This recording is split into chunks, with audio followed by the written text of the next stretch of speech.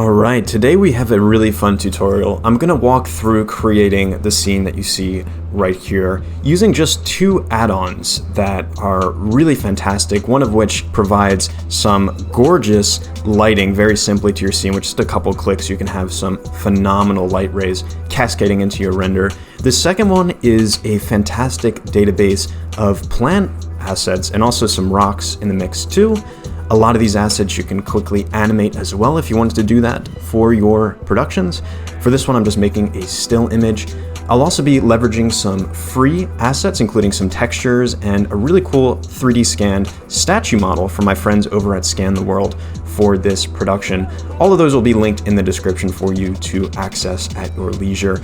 Let's dive right into today's tutorial.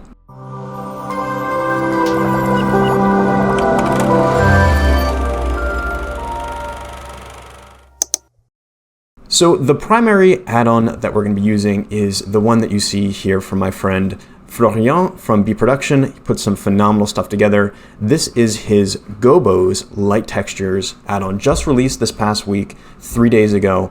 Already a lot of success with this. Really worth it, honestly, for what you get. There's even a launch discount code as we speak going on live. So what this asset does is effectively gives you these spotlights with what are called gobos attached to them. In previous tutorials, I've kind of created these gobos manually by making a plane, cutting out some holes in it, and then splashing a light through it. In theater, gobos are used to be, like, they're these little discs that you kind of place in front of your lights to create some interesting effects on the stage. So in this example here, you see a little gobo placed in front of the spotlight, and the resulting shadow projection that you get is kind of this interesting tree shadow here. So what you kind of get is this extra sense of realism because your shadow or your light is kind of broken up a bit more into something that you'd see more in nature. So when you're outdoors, walking around, in a park or something, the shadows that are cast from trees look a lot more like you see here. If you this is a really great example here on his page here. If you just have like a standard light here, like a spotlight projected on your scene, it kind of looks flat here and a little bit dull, but with the gobo, there's just so much more detail to it. A lot more realism just with a couple clicks. And this asset comes with a bunch of different ones that you can use. I've been starting to slowly experiment with some of these for my own productions. A lot of really good stuff in here. There's even some animated ones too that you can kind of mess around with.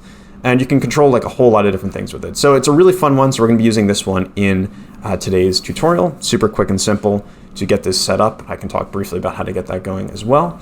I'll also be using this Vegetation asset library here from my friend, once again, at B Production. This one comes with a bunch of different shrubs and plants and stuff like that. I think I've talked about this in previous tutorials as well. It's one of my favorites. I use it quite a bit just because of the randomization that you can get from it. Every time you click to add a new tree, it kind of spawns it in a different scale, rotation, so it looks different. You can do a lot of different customizability with the textures as well. A lot of fun, so we'll use that one as well. And just a little plug for him, he's got a bunch of great assets as well. I haven't even used some of these before, like these transportation ones are super cool looking as well. I've mainly used his grass blade, gardener, vegetation, and now gobos as well. So a lot of great stuff there as well. So we're also going to be, for this tutorial, using this free 3D scan model from my friends at Scan the World. I've worked with them in the past before on tutorials. This is just a site I use quite a bit if I'm looking for a nice statue for my renders. We'll download this one. We'll also use two textures from the folks over at Ambient CG. These are free CC0 textures. This is a really nice one that we're going to be using for kind of a forest surface that we saw in that render. And then this marble one we'll use to texture the 3D scan model here.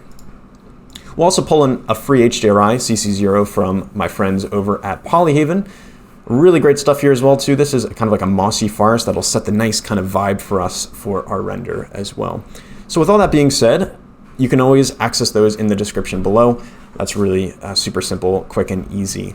So in the latest versions of Blender, you actually have this really awesome asset library, and I haven't linked too much stuff in here yet besides just my gobos here, but if you're trying to put stuff in here, there's a great tutorial in the description on how to link these, but effectively you can just link different libraries and then you can kind of click on them. So I have some stuff on my user library here, but I'm just under my Gobo library here, where I've just linked to a local directory on my hard drive where these different Gobos are located. And then super simply, you can just drag them into your scene. So I just drag this in here, abstract 4, and it adds a spotlight with this attached to it. And also is a texture setup here as well too. So you can control some stuff with the emission, and you can also control over here in the lighting panel too. But we'll get to that in a second. I've got over here on the left, kind of just where I'm going to be operating and modeling things, my asset library here in the middle, so I can quickly drag and drop. And then I'm going to be using this part over here as kind of the camera rendered mode. So for now, actually just reset my camera position. Let me actually turn on my screencast key so you can see this as well. And so for this one, I'm going to just delete everything here and then hit Alt-R and Alt-G to reset the position and rotation of my camera. If I hit RX90, that allows me to rotate it up 90 degrees here so that it's level with the XY plane. I'm going to be keeping at a focal length of 50 millimeters for this. I think that works quite well. And then I'm just going to change my resolutions to something more tailored towards the vertical format of Instagram or whatnot, 1200 by 1500. I'm going to constrain it to my render region here. And instead of EV, I just think cycles looks better. So we're going to use cycles with a GPU, and I'm going to add some denoising in my viewport as well. Now with this window selected over here, I can hit 0 to now be looking through my camera. I'm just going to kind of pull this up and move it back a little bit here. And let's just add in a plane here to get things started off. I'm going to scale this up here a bit, give it some subdivisions because we're going to be displacing this a little bit with our texture from CC0 textures. And we can move this a little bit over in front of our viewport so we can actually see it. And while I am here, let me actually add in an HDRI suite as well. I'm going to use that mossy forest one that I mentioned from before. And let's just switch over to render mode. You're not going to see much of anything here. We've just got our very basic setup here. Let me actually also turn on some composition guides for my camera. Go over to viewport display, composition guides, and rule of thirds and center. This just helps me kind of structure the composition of my scene. So right off the bat, if you've downloaded that 3D model from CC0 Textures, and they come in as an STL, which are great for 3D printing as well, if you ever wanted to 3D print one of these from home, if you've got a 3D printer. So I'm just going to bring this one in. It's going to take a second to load because it's a quite large model. Now it is in my viewport. You can see it's quite large compared to the scene. I'm actually going to go over to Object, Set Origin, Origin to Center of Mass, so that I can quickly scale this down here. And let's just kind of center this over so that it is in our frame. And this is still a massive, massive model. A lot of detail, almost too much detail for us. So actually what I'm going to do once I have this kind of centered up here in my scene, let's kind of bring this back just a little bit more. So that's looking pretty good. Maybe a little bit more up here. That's pretty decent. Maybe raise my camera up just a hair too, so we're kind of centered on this a bit more. So with this model, I'm going to go over to the modifiers properties and then add in a decimate. I'm going to just hide it from viewport so it doesn't do this calculation twice. You can see right now we've got a lot of faces, over 1 million faces, which is a bit too much for our purposes. So I'm just going to decimate this by 1/10 here and then just hit apply. This will take a second to process, but this is just going to make our viewport much more responsive. We don't need that much, saved up here, especially once we start adding in some trees and plants and stuff like that. We don't want to bog down our viewport here. So I'm just going to scale this back. We almost want it to look a little bit more kind of roughed around the edges, just because this is, maybe eroded from time. It's been there for a while. So that's going to be really cool as well. So with this kind of setup here initially, I'm just going to turn off the composition guides for a second. I'm going to go over to my vegetation asset library here, and I'm going to make a new collection, and we're going to call this one our shrubs, or actually our rocks. Let's start with the rocks first here. So as I mentioned, this vegetation asset, in addition to having a bunch of plants, you also have a great rock collection. And you can just add a bunch of these into your scene. So I'm just going to add a couple of these just to kind of initially frame up our scene so that we're looking, as if this is through, kind of like a forest floor here. You can kind of hit Alt-D to make a link duplicate of these just to save some memory. I'm going to add in a couple different kinds of rocks as well too here. Scale these up and kind of move them around so that they're, placed nicely in our scene here, playing well with everything. And I just like doing this really quickly just to kind of get stuff initially set up, just to get an initial view of everything here. So we've got a couple of these added in here. I can always go back and add more in, but it's nice to just place them around the scene just to kind of give initial framing to it. So I want your eye to be drawn into this middle portion here. So I'm kind of placing the rocks selectively so that they are kind of guiding your eye naturally into the frame. That way you can kind of see they're all kind of pointing towards this statue here in the middle. Now I'm actually going to minimize this for a second here. We'll add a new collection. We'll call this one our shrubs. And I'm going to add in a couple of the really beautiful bushes that are in our garden plant library. I really like these spirea bushes. I used to have a bunch of these in my backyard when I was growing up. They're really, really cool, really hardy actually. We had a bunch of different rodents and stuff that would not like to eat these as much. They would actually survive quite well. So we're going to place a couple of these in our scene. They're pretty beautiful, pretty nice. Add some nice pops of pinks and greens to our scene here. Once again, I'm doing the same trick as always. I'd like to hit Alt-D and just make link duplicates. But if you wanted to make a new one, if you hit Add Selected Tree to the scene, it adds a new one, again, with kind of like a randomized rotation and whatnot, just to kind of break up that uniformity. Super quick and easy just to place a bunch of these assets around our scene. I'm not really too happy with this lighting. You can see the shadows are kind of going this way. I kind of want our shadows to be hitting this right side here, or I guess it's the left side of the person, but our right side from our viewpoint here as well. So if you have the Node Wrangler add-on enabled, if you don't, it's in the add-ons here in preferences. You can actually go over to World and our texturing here, click on the image texture of our Mossy Forest HDRI, and then just hit Control and T. And this adds a mapping node and a texture coordinate node automatically connected in here. And now I can actually rotate the Z here so that we're rotating our background around, and you can see the shadows changing in real time here for us. And this is a much better view. We actually see a lot more of the details on our statue here. It's looking quite good. Well, it's a pretty good setup here. Don't really like the background. I'm actually going to be replacing this with an image from Unsplash, which is a royalty-free site in a bit. So I'm just going to turn this off for now, just so we kind of see it. So our scene is looking a bit flat right now here because we just have the HDRI, which is giving us initial coloring, but not much else. So let's actually add in one of these Gobos to our scene. I'm going to go back to my collection, click on here when we add this in. And I'm going to actually add in one of the animated leaves ones. So if you were to make this into a movie, if you wanted to animate this, it will actually animate for you, kind of looking like the leaves are kind of swaying in the wind. And to add these in, like I showed before, you just click on the one you want. So I like this Leaves 5 one. You just drag it into your scene, and you can kind of place it where it wants, and it angles it kind of based on where you've put it. So I'm going to kind of angle it so that it's facing down towards our person here. Let me actually pull it back a little bit so we're actually framing up our person. I'm going to kind of move this up a bit more, and then hit double tap R to free rotate this to kind of selectively face it towards our person. I want this arrow kind of hitting their face there. And let me actually increase the spot size of this quite a bit here, and we'll give it a little bit more of like kind of a orangish hue to it as well, just so it's kind of like a nice warm light. And we can really crank this up quite a bit here, I think, for our purposes.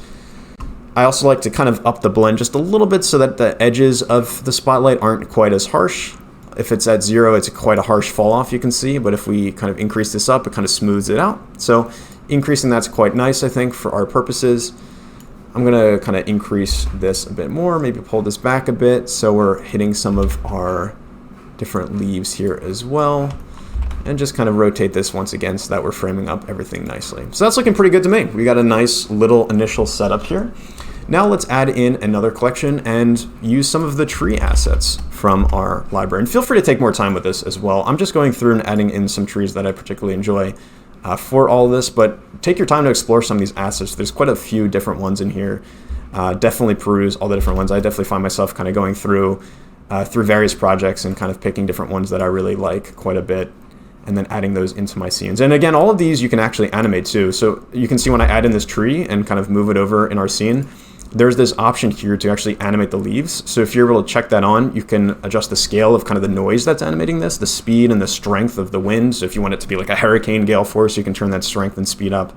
But if you want it to be just like a nice light breeze, you can do that as well. And they do have presets for these as well. So there's the light breeze preset, medium wind, strong wind, and then custom. So a lot of flexibility there too. Like I said, for this tutorial, I'm keeping it still life for this, but feel free to experiment on your own with the animation presets. I've done this quite a bit before for some other work. People have asked me before how I animate some of these trees. This is often the process, just adding some noise to this.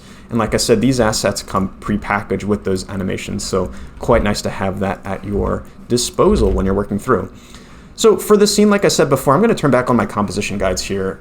What I'm going to be trying to do is really frame this scene up so that you're looking through the trees, through this kind of beautiful forest scene, and seeing our statue front and center in our viewport. So I've added in a couple like little bamboo trees here, and I'm just going to kind of frame them up on the different sides of our screen here so that this is kind of looking through naturally into our scene. And you can see it's getting some really nice backglow on it too. I really like the kind of translucency that you see on these leaves. from that spotlight that was on our scene from before. Really quite nice. We can add in a couple more of these as well too, just to kind of fill out the background of our scene a bit more. And this will kind of really tie things together too. So I'm going to add in a fig tree here, just because that will look quite nice, I think, off to the side there. That's quite nice green. I love the kind of vibrancy of that we're getting as well. And again, if you're ever kind of stuck with, thinking of assets and stuff to place in here, I harp on this quite a bit in my tutorials because it really is the best approach. Look at references, just look up an image of, a place you're trying to model. So for this one, I was kind of going for like a Greek-inspired forest type scene. Look up some assets, or rather look up some images of, what Greece actually looks like, or find some stuff that you can kind of model off of, and then kind of see what, foliage, what plants and stuff are present in that environment. And then try to recreate it yourself, build that out and place the assets and stuff like you'd see in the image. It's really good practice, I think, just to kind of go through and just experiment around with these things. I'm just kind of adding in some more bushes and stuff to fill out the background here. But it's just really good practice just to kind of go around and experiment and see what works for you, and placing different things around and referencing the real world and seeing how stuff works in real life. That's always, I think, helpful to do that. So I'm just adding more things in here to frame our scene up. And now I've kind of jumped a step. Here where I actually want to add in a texture here from our CC0 textures. So I've got this texture here. I'm just going to actually copy this location by just selecting this in Windows and hitting Control A, Control C. So now we've got that location, and then I can hit New Texture on our plane. Let's call it Tile Ground. And if you, once again, have the Node Wrangler add-on enabled, just click on just the Principled BSDF here, and then hit Control, Shift, and T. I can then locate that directory from before and select the different maps that I want. So for this one, I want the color map, I want the normal map, and I want the roughness. And you'll have this option to add in a principled texture setup. So once I click that, Blender automatically connects everything into our scene. So it works out really well. It also gives us a mapping node plugged in here from the UV. So let me just actually UV unwrap this quickly. Take a second here, and then I'm going to go to the UV editor and just scale this up just a little bit to my liking. See how this kind of fits a bit more in our scene.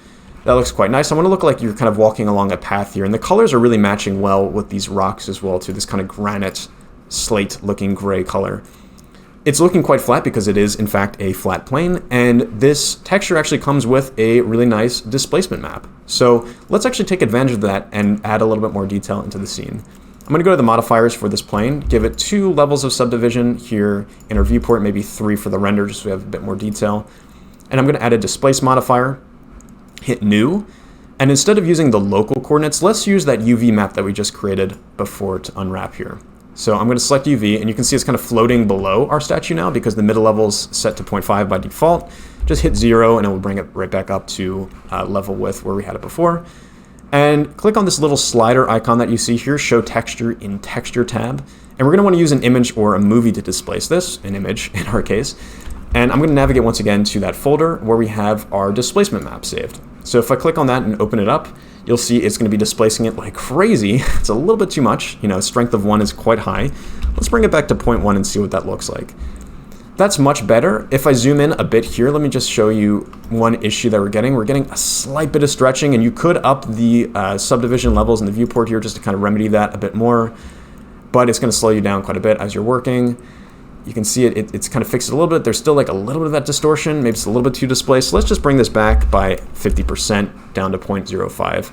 And I think this will be a lot more reasonable too. That looks pretty good to me. Let me just bring the levels in the viewport down a bit so that's a little bit more flattened out. So that's looking quite nice. We do have that displacement there. I kind of like how it looks with that one kind of square tile here in our scene, working quite nicely. But we also still have our scene here. This guy doesn't have any textures on it whatsoever, so I'm just going to tab into edit mode, select all by hitting A, and just give it a smart UV project. So that has unwrapped for us, and I'm going to add in that other texture, the kind of ceramic one that I downloaded before. So we're going to call this kind of like ceramic or whatever. Do the same thing as before. I'm going to pull up that directory where it's got this marble texture saved, hit Control Shift T, and I'm just going to paste that in there, and we can use the color, the normal, and the roughness for this one. I don't think I need to make too many changes to this because if I zoom in here, you can already see it's looking quite nice. We've got some really good detail kind of in our mesh here. And since this was photo scanned, you even have a lot more detail too. So you really don't need that displacement to add in extra detail here. Let me just shade this smooth because I'm noticing a little bit of rippling. That's looking quite nice. So we got some really great detail on this as well. Love the way the light's hitting it. And once again, you know, just the shadow play that you're getting on here with the folds and stuff, it really brings out all the detail in the model. It's just a really great way to kind of showcase it. And I really like the kind of stark white in contrast to a lot of the, you know, the foliage, the darker foliage around here. Let me just add in a couple more bushes and stuff like that to our scene, just to add in a little bit of color. You can add in some different variation of these as well too. There's a bunch of different spirea bushes. I was just using the one and kind of flipping it around, but there are other variations as well here too. So I'm just gonna add these in just to kind of break it up and make it a little bit more unique looking. Let me also shade this plane smooth here just to get rid of some of the kind of harsh edges that are in our mesh there a little bit. And again, I just take my time with this. I like always going back to the references just to kind of see what they look like, just to get an idea for how things should be placed. And this is looking quite nice. We have, you know, our scene really coming together very quickly here. I'm going to show you one of the last little steps that I like to do just to add in some environment to this. So I have found a really nice image from Unsplash, which is this brown concrete building is the title, but it's from the Acropolis in Athens. So I actually saved this out, and one add-on that if you don't have enabled, you should definitely enable it now, is the importing images as planes add-on. And so what I can actually do is hit Shift A to add something in, go down to Image, Images as Planes, hit Emit for this one, here, and then I'm going to select my image, which is this grease one, and then hit Import Images as Planes. I realized I just added it into the shrub collection, so let me just add this back to our main collection here. I realized I had that in the shrub collection, so I had to add it back to the main collection here. And then also, I like to go down to visibility and then uncheck shadow so that this isn't blocking any lights and serving as kind of a gobo, but a completely opaque gobo as well. So I'm just going to scale this up so that's in our background here a little bit. So we've got kind of a hint of this scene in the background there, like a little bit more of those bright greens coming through there. Sometimes I go through my camera mode here just to make sure that I'm not, you know, cutting off the image at all. So that's looking pretty good. We've got a quite nice scene coming together here. So the last thing I'm going to add in here is some volumetrics. And what I really like about this Gobos add-on, or asset library add-on here, is that it really quickly gives you some beautiful volumetric lighting just because of how it's broken up the light coming into your camera. So I'm going to rename this to our volume for the sake of this, and then add a new texture. Get rid of this principled BSDF node here, add in a principled volume. And we're just going to hook this volume node output to the volume here. And I'm going to crank this brightness up here a bit, and then bring the density back quite a bit here. So you can see what this has done. Really beautiful volumetrics coming in from that leaf texture that we had on our gobo. A little bit too intense maybe, so we can pull this density back just a hair again. And that's looking pretty nice to me. I really love the look and feel of this.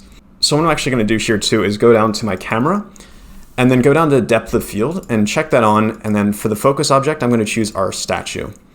And this is going to give us kind of like a nice, very soft, shallow depth of field where you can see the stuff in the foreground is looking really nice. And also it's hard to see our scene because this cube's blocking everything. So I'm just going to go to viewport display and then display it as wires so we can actually see what we're working with here. I want a couple more leaves, I think, to kind of look through our scene. So I'm going to duplicate this bamboo tree here and scale this down a little bit. I kind of like how those leaves look quite a bit. I want some more of them to kind of be looking through into the scene just to really enhance that depth of field. So you can see what that's done there. Looks quite nice. Maybe we pull one of these fig trees in to the left side. So we have some kind of stuff over there too. Kind of move this in and move it down a little bit here. Really, really cool. So just with a couple clicks, really nice scene put together here. It was a lot of fun to make this, and I encourage you to explore around a lot with this add-on set as well here too. So we've got both the Gobos as well as the Vegetation one with all that animation baked into it as well. A lot of fun. Really quick to put this together.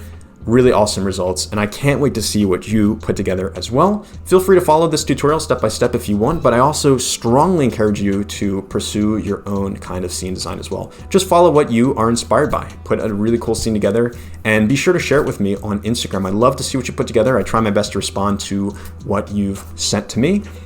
You can see my Instagram at James_films.